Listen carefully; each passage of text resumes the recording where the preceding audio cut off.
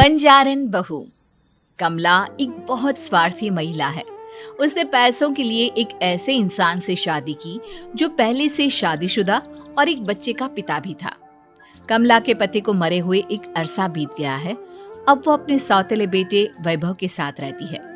वैभव के दिल में अपनी माँ को लेकर इतना डर है कि वो अपनी माँ के सामने एक शब्द नहीं बोल पाता। उसकी माँ जो कहती है उसको सर झुकाकर वही मानना पड़ता है। वैभव, तुमने अभी तक घर का काम क्यों नहीं किया? तुमसे कितनी बार कहा है कि सूरज निकलने से पहले तुम घर की साफ सफाई पूरी कर दिया करो। वैभव कुछ नहीं बोलता, चुपचाप सर झुकाए अपनी माँ की बात सुनता रहता है। तभी पास में खड़ा नौकर सुखराम कहता है, मालकिन, वैभव बाबा को रात से तेज बुखार है, इसलिए वो सुबह जल्दी उठ नहीं पाए। उनके बदले मैं घर की साफ सफाई कर देता हूँ। इसे कोई बुखार नहीं है। मैं इसे अच्छी तरह से जानती हूँ। ये सब काम न करने के बहाने हैं। सुखराम काका, बोल दो इसे, सारे घर का काम यही करेगा। और इससे समय पर अपना काम पूरा नहीं किया तो इससे आज का खाना भी नहीं मिलेगा। मगर मालकिन, वैभव बाबा की सच में ही तबीयत खराब है, आप एक बार देख तो लीजिए। कमला बिना कुछ बोले वहां से चली गई और बेचारा वैभव तेज बुखार में भी काम करता रहा। कमला वैभव की शादी एक ऐसी लड़की से कराना चाहती थी जो अनपढ़ हो और कमला से इसी तरह डरे जिस तरह वैभव डरता है, ताकि वैभव की सारी जायदाद और धन दौलत उसकी मुट्ठी में रहे। लेकिन आज के जमाने में ऐसी लड़की मिलना मुश्किल है। कमला कार में यही सब कुछ सोचती जा रही थी कि तभी रास्ते में, अरे ड्राइवर, तुमने कार क्यों रोक दी? और ये इतना शोर कैसा? मैडम, आगे कुछ बंजारों का खेल चल रहा है, इसलिए भीड़ लगी है। मैं अभी भीड़ को साइड में करवाकर कार निकालता हूँ।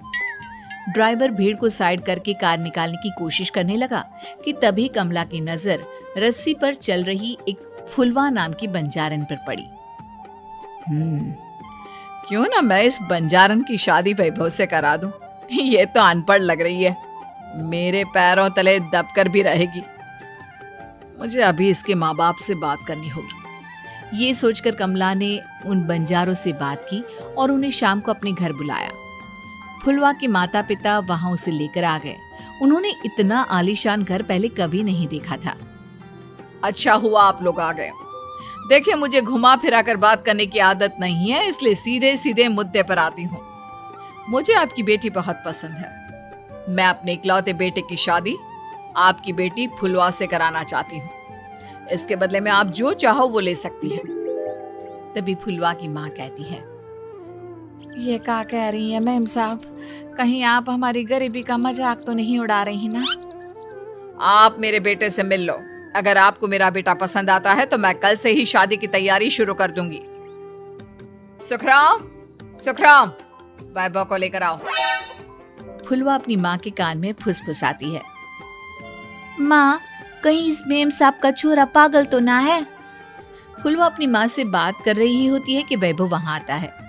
फुलवा उसे देखती ही रह जाती है और उसके माता पिता उसकी शादी तय कर देते हैं। शादी वाले दिन किसी को फुलवा और वैभव की बेमेल विवाह की बात समझ में नहीं आती।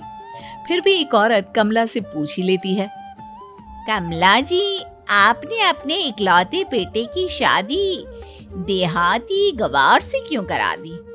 ये बंजारन आपके घर की बहू बनने लायक तो नहीं है। कम से कम अपने स्टेटस का ही ख्याल कर लिया होता। बहू तो अपने टक्कर की लाती, आपने तो बंजारन को ही बहू बना लिया। अब कमला को समझ में नहीं आ रहा था कि इस बात का क्या जवाब दे। वो कुछ देर चुप रही और सोच समझ कर कहती है, बहन जी, आपको तो पता है आजकल के बच्चे किसी की बात कहाँ सुनते हैं। मैं तो अपनी बहू एक पढ़ी लिखी और अपनी सोसाइटी की ही ढूंढ रही थी। लेकिन मेरे बेटे ने मेरे सामने इस बंजारन को लाकर खड़ा कर दिया। बोला कि मैं शादी करूंगा तो इसी से। अब भला मैं क्या करती, मुझे अपने बेटे के सामने झुकना ही पड़ा। कमला की ये बातें सुखराम भी सुन रहा था। उसने ये सारी बातें वैभव को जाकर बता दी। काका, मैं तो फुलवा को जानता भी नहीं, फिर माँ मेरे बारे में झूठ क्यों कह रही है? अरे बेटा, तुम कितने भोले हो, तुम्हें कुछ भी नहीं पता। तुम्हारे पिता अपनी सारी संपत्ति तुम्हारे नाम करके गए हैं। तुम्हारी माँ नहीं चाहती कि यह संपत्ति तुम्हें मिले, इसलिए उन्होंने तुम्हारी अनपढ़ लड़की से शादी करवाई ताकि तुम्हारी तरह वो भी अपने हक के लिए आवाज ना उठा सके। सुखराम काका, मैं क्या करूं, आप ही बताओ। माँ के सामने आते ही मेरे हाथ पैर कांपने लगते हैं। मैं माँ को कुछ भी नहीं कह पाता। वे दोनों बात कर ही रहे थे कि अचानक कमला वहां गई। कमला को देखकर दोनों घबरा गए। तुम दोनों फिर कभी बातें कर लेना, अभी फेरों का समय हो गया है, चलो जल्दी आओ। इस तरह फुलवा और वैभव की शादी हो गई। अगले दिन कमला ने फुलवा को बुलाया और उसे नसीहत देने लगी।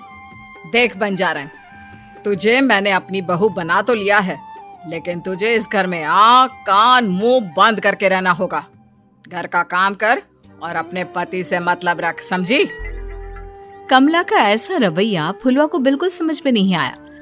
उसने वैभव से इस बारे में बात की।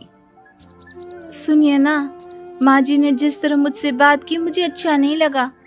शादी से पहले तो वो मुझसे बहुत अच्छे से बात कर रही थी, लेकिन शादी के बाद उन्हें क्या हो गया? तुम ज्यादा मत सोचो, जैसा माँ कहती है वैसा ही करो। ये कहकर वैभव वहां से चला गया। अगले दिन वैभव को घर के नौकरों की तरह काम करता देख फुलवा को बहुत हैरानी हुई। फुलवा ने इस बारे में सुखराम काका से बात की तो सुखराम काका ने फुलवा को सारी बात बता दी।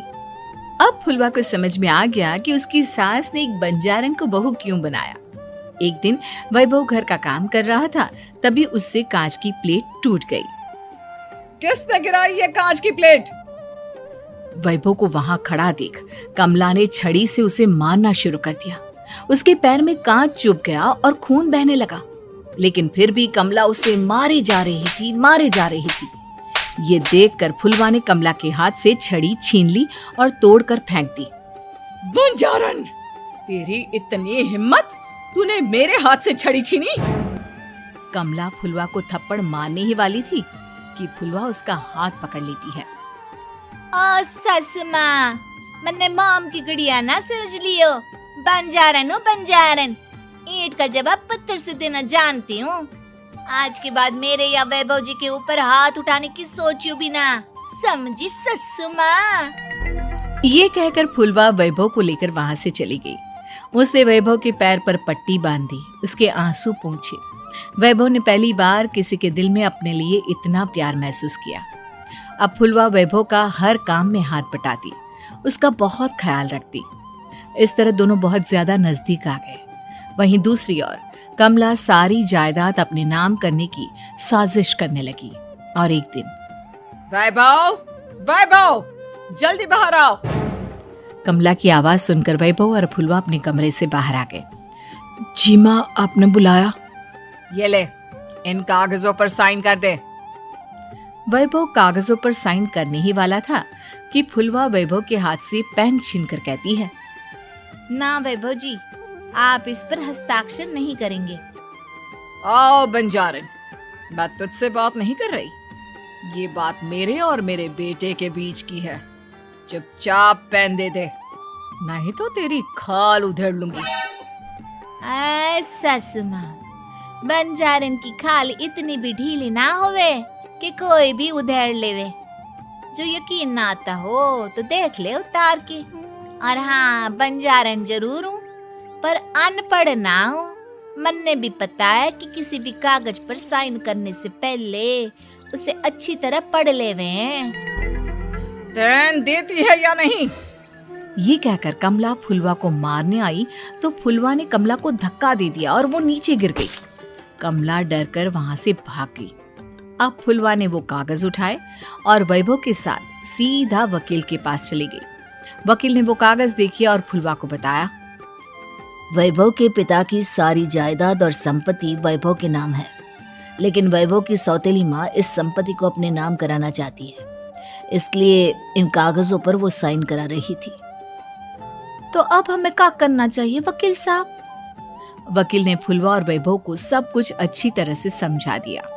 अब दोनों घर पर पुलिस को लेकर पहुंचे। कमला पुलिस को देखकर घबरा गई।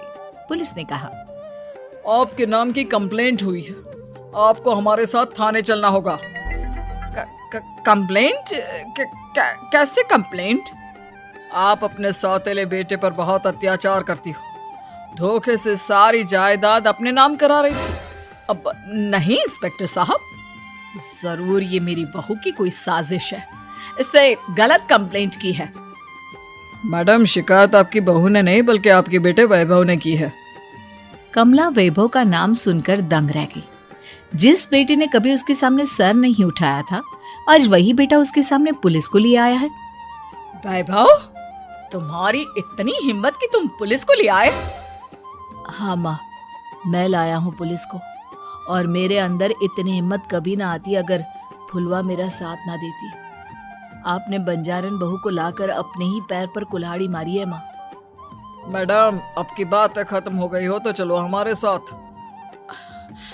वैभव, मुझे माफ कर दो, मुझे थाने मत भेजो। आज के बाद मैं तुम्हें कभी नहीं मारूंगी, तुम्हें कभी परेशान नहीं करूंगी, मुझे माफ कर दो। वैभव अपनी कंप्लेंट वापस ले लेता है और पुलिस वहां से चली जाती है। वैभव अपनी सौतेली माँ से कहता है, मैंने पुलिस को वापस तो भेज दिया है, लेकिन मैं आपको माफ नहीं कर सकता। आपने बचपन से आज तक कभी मेरे सर पर हाथ नहीं रखा, हमेशा मुझे मारती रही, नौकरों की तरह बर्ताव करती रही। आप इस घर में नहीं रह सकती, चली जाइए यहाँ से। कमला घर छोड़कर चली गई और सड़क किनारे खड़ी होकर सोचने लगी, काश मैंने वैभव को माँ की तरह प्यार किया होता तो आज मैं इस तरह से बेसहारा ना हो जाती।